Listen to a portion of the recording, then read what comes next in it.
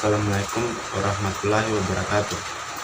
Perkenalkan, nama saya Imam Purnama dengan NIM B1B12146, jurusan Manajemen Fakultas Ekonomi dan Bisnis Universitas Haludet. Saya di sini akan menjelaskan PowerPoint saya tentang mata kuliah wawasan kemaritiman yang berjudul Pertahanan dan Keamanan Maritim. Nah, Pancasila sebagai landasan ideal pertahanan laut Nusantara harus dilandasi oleh nilai-nilai Pancasila sebagai landasan ideal. Artinya, penyelenggaraan pertahanan laut Nusantara harus memperhatikan pandangan hidup bangsa Indonesia tentang perang dan damai. Pertahanan negara. Pandangan bangsa Indonesia tentang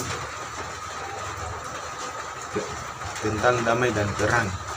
Bangsa Indonesia cinta damai tetapi lebih cinta kemerdekaan dan kedaulatan negara. Untuk mempertahankan kemerdekaan dan kedaulatan tersebut, bangsa Indonesia rela mengorbankan jiwa dan raganya. Bagi bangsa Indonesia, perang adalah jalan terakhir yang terpaksa dilakukan ditempuh apabila semua usaha penyelesaian damai gagal.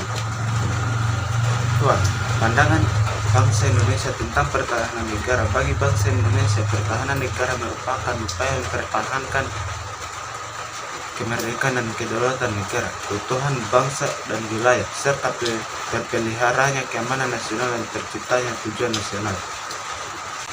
Undang-Undang 1945 sebagai landasan konstitusional pertahanan laut Nusantara harus berpedoman kepada amanat pembukaan dan pasal-pasal Undang-Undang Dasar. Wawasan Nusantara sebagai landasan nasional pertahanan laut Nusantara disusun dan mengacu kepada 6 konsep wawasan Nusantara, yaitu konsep pengembangan industri maritim dalam rangka menunjang cis-harmonic di lautan, 19 persatuan dan kesatuan, Bhinneka Tunggal Ika, kebangsaan, negara kepulauan dan geopolitik. Konsep geopolitik. Posisi strategis Indonesia di antara dua kawasan besar, Samudra Pasifik dan Hindia.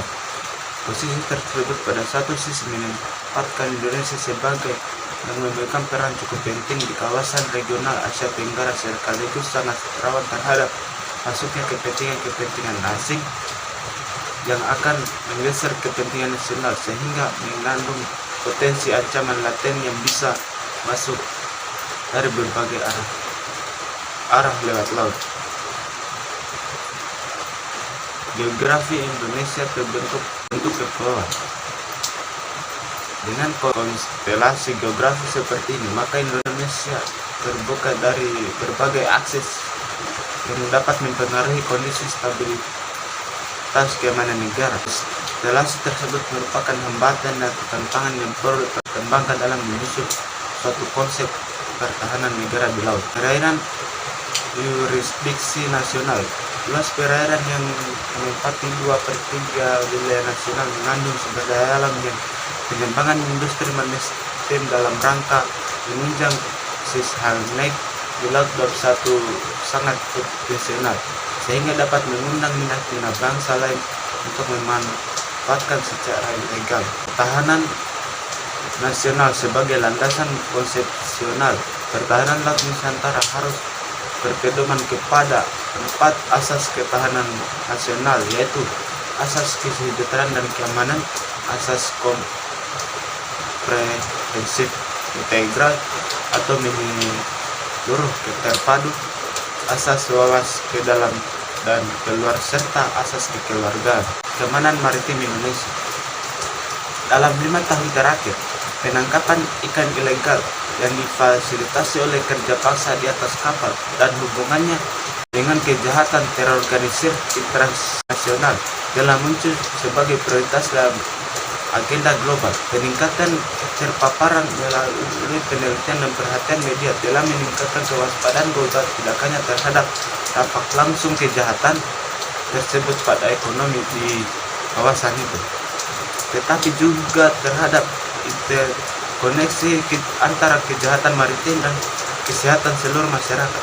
Gangguan keamanan perairan Indonesia lebih pada pelanggaran perbatasan antar negara yang motif ekonomi, yaitu melakukan pencurian ikan bagian dari wilayah NKRI oleh pemerintah saat ini. Terhadap pelanggaran tersebut adalah dengan cara penenggelaman kapal.